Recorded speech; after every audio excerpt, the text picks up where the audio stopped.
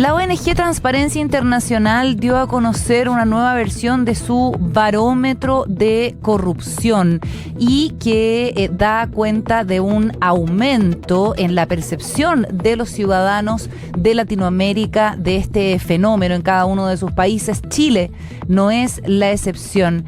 Hay un dato que indica que un 55% de los encuestados en nuestro país cree que la oficina del presidente es una institución corrupta, mientras que un 65% considera lo mismo, pero en relación a los miembros del Parlamento.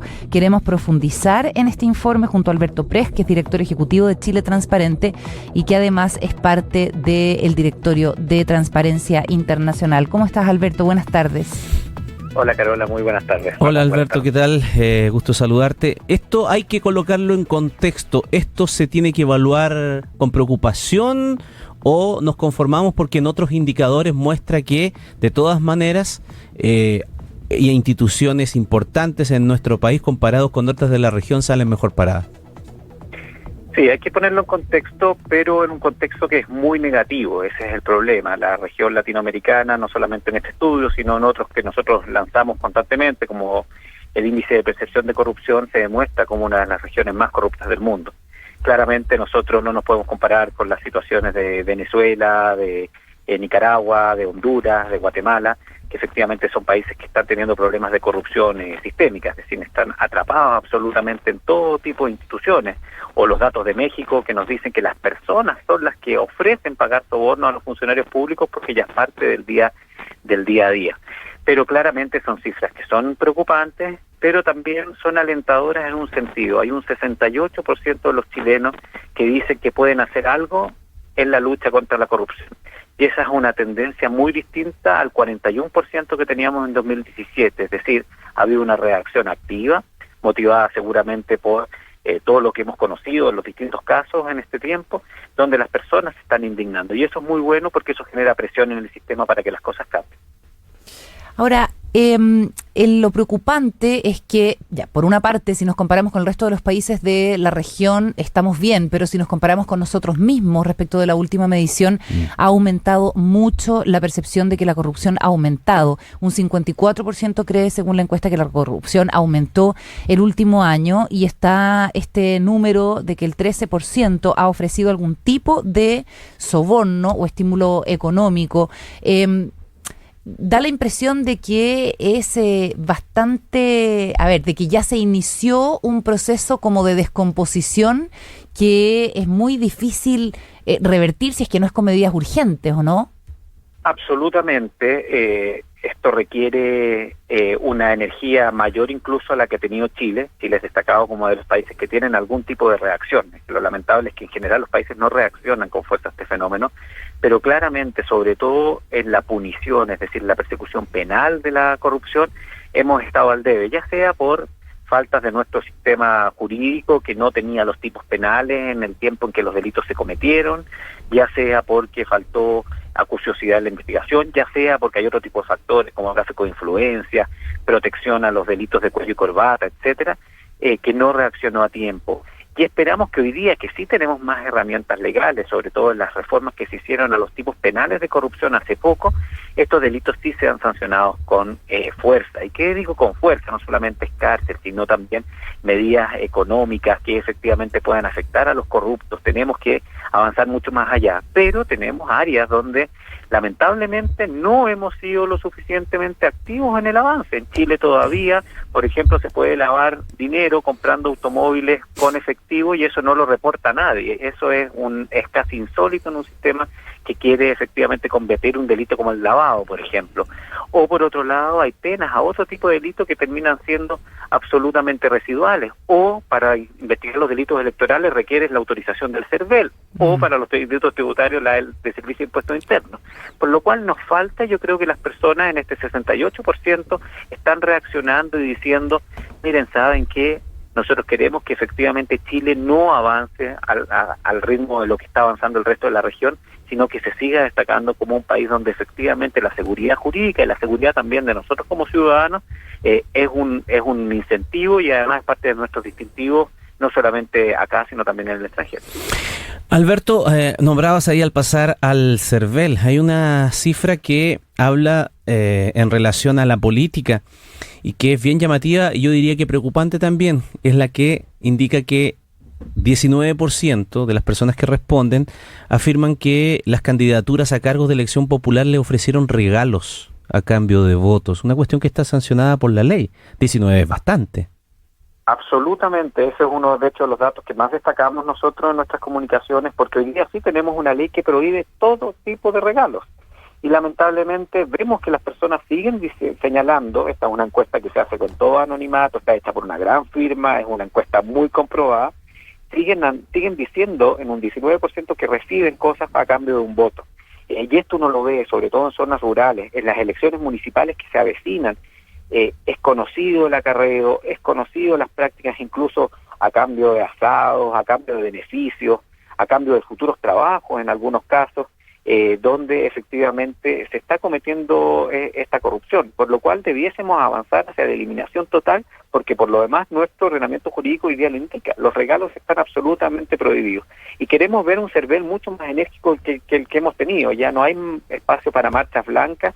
La ley está ahí, es una ley que puede ser perfeccionada en muchos aspectos, sobre todo en los temas de competencia, pero que tiene sanciones, que tiene formas de efectivamente evitar la corrupción en las elecciones, y para que efectivamente esta tasa del 19%, que es preocupante, baje sin duda.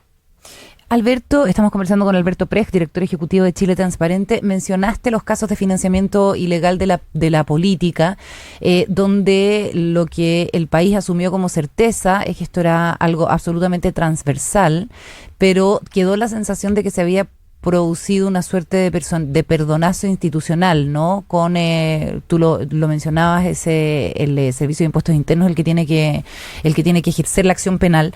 ¿Cómo? Y eso, bueno, no permitió que el Ministerio Público pudiera seguir avanzando en casos como el Penta, Soquimich o Corpesca. ¿La modificación legal que se produjo después de eso asegura que esto no vuelva a ocurrir o es insuficiente? Es insuficiente porque todavía necesitamos a impuestos internos como el gatillador de las acciones penales. Y eso es gravísimo, porque nuestra Constitución de hecho lo dice, que el Ministerio Público es la autoridad que privativamente debiese investigar todo tipo de delitos. Pero hemos ido creando ciertos tipos de delitos que requieren que otra autoridad de carácter técnica dé, digamos, el pase-gol para investigar. El caso de los delitos electorales con el CERVEL, y el caso de los delitos tributarios, y el caso de los delitos de libre competencia, pero ahí se podría entender más porque existe un sistema jurisdiccional a través del Tribunal de la Libre Competencia, etcétera, que garantiza un poco más la justicia. Pero en este otro caso, claramente con autoridades que son políticas o pseudopolíticas, la decisión, y lo vimos en el caso del financiamiento ilegal, cambia cuando ven que te van a tocar a uno de los tuyos. Impuesto Interno partió con una fuerza impresionante, viendo algunos casos, y cuando nos empezamos a dar cuenta que esto era transversal, Impuesto Interno empezó más bien a decir que era una autoridad recaudadora y no una autoridad persecutora, y finalmente ya sabemos cuál es el resultado. El Ministerio Público tuvo poco que investigar, finalmente fueron 2 o 3 casos cuando era mucho más transversal el problema.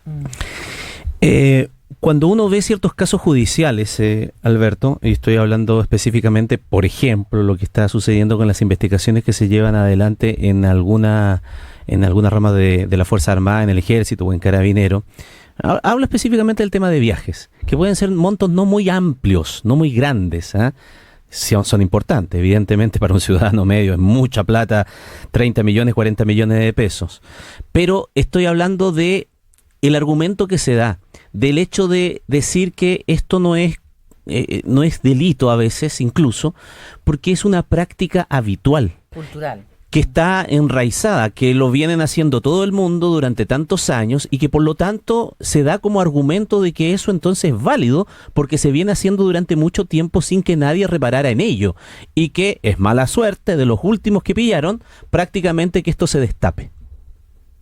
Bueno, el mismo argumento que ocupan los machistas para golpear a sus mujeres, el mismo argumento que ocupan los violentos en el estadio para efectivamente causar desmanes, y nos llama la atención que los corruptos ocupen ese mismo argumento. Evidentemente cualquiera que está ocupando algún mecanismo que sea culturizado va a tratar de ocultar esa falta, pero la verdad que todos sabemos desde que el mundo es mundo que robar es malo, y que si un dinero no era para mí, y que era para otro fin, yo no me lo puedo depositar en mi cuenta, no me lo pueden depositar a través de, o canjear a través de otro tipo de pasaje. Otra cosa es que eso vaya a tener o no vaya a tener una sanción penal, porque pueden haber muchas aristas para que esto no sea penalizado, desde los montos, etcétera. Pero evidentemente decir que esto es normal, y como es normal, efectivamente está bien hecho y no me había dado cuenta, es algo que llama bastante la atención. Y insisto, es el mismo argumento que se ocupa para otras prácticas, que se ocupa en la violencia, que se ocupa en los estadios, que se ocupa en la vida diaria, al decir que, bueno, así todos lo hacen. Yo no pago los impuestos porque todos lo hacen, yo no pido la boleta porque todos lo hacen.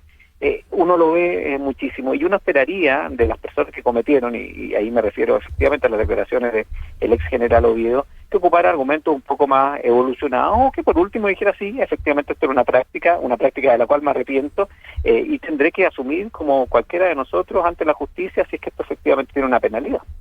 Alberto, a fines de agosto fueron formalizados 10 funcionarios del registro civil acusados de plagiar, de falsificar pasaportes y carnés de identidad para permitir a personas con antecedentes legales salir del país. Cobraban, según los antecedentes, entre 700.000 pesos y 1 millón de pesos por cada documento.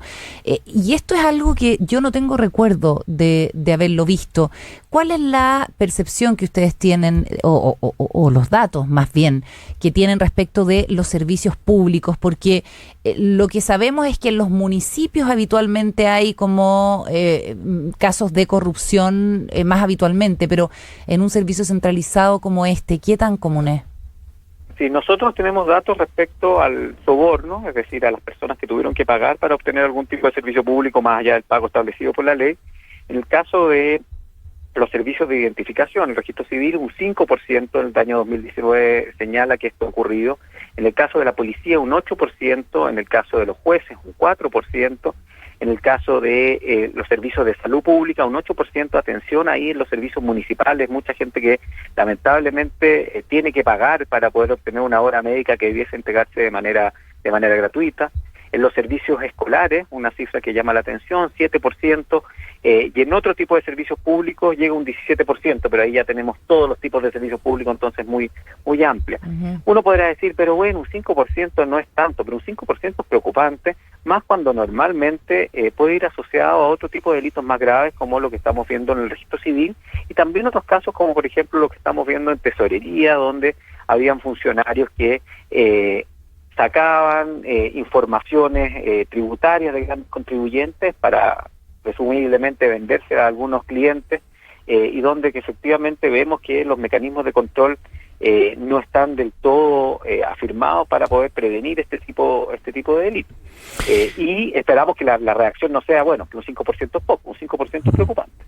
Alberto, lo decíamos y lo tocamos hace un rato con cuestiones que ya están, ¿no es cierto?, en la ley, y estoy hablando en materia electoral, en materia política, y que se tienen que ejecutar porque están tipificados y hay que fiscalizarlo. Pero aparte de eso, haciendo un renglón aparte y pensando en que ya vamos a entrar en materia electoral municipal, en donde precisamente, como veníamos conversando, se pueden producir muchos de estos hechos de acarreo, de compra de votos, etcétera.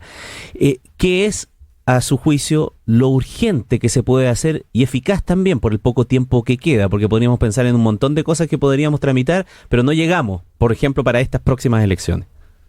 Mira, algo muy simple. El sistema de denuncias, el CERVEL, tuvo muchas trabas en las últimas elecciones. Yo recuerdo muchísimos casos, incluso casos que tuvimos desde Chile Transparente, que uno quería hacer una denuncia y te decían, no, es que tiene que venir la fotocopia del carnet de identidad por los dos lados. Entonces, si no la mandabas en la misma hoja, te rechazaban y te declaraban inadmisible. Y cuando te declaraban inadmisible, ya no estabas en plazo para poder hacer el caso.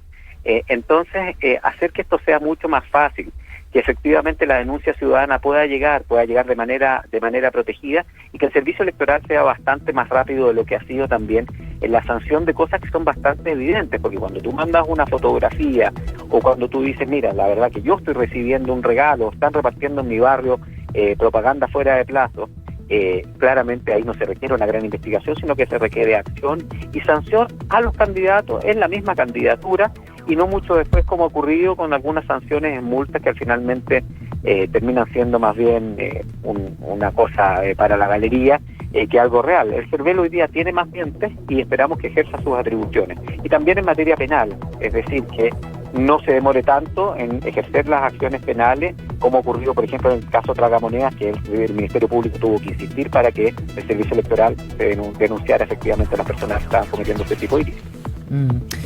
Hay mucho por analizar y mucho por hacer también con acciones concretas contra la corrupción. Hemos conversado con Alberto Prech, director ejecutivo de Chile Transparente, a partir del barómetro de la corrupción de la ONG Transparencia Internacional. Muchísimas gracias, Alberto. Chao, gracias. Muchísimas gracias, buenas tardes.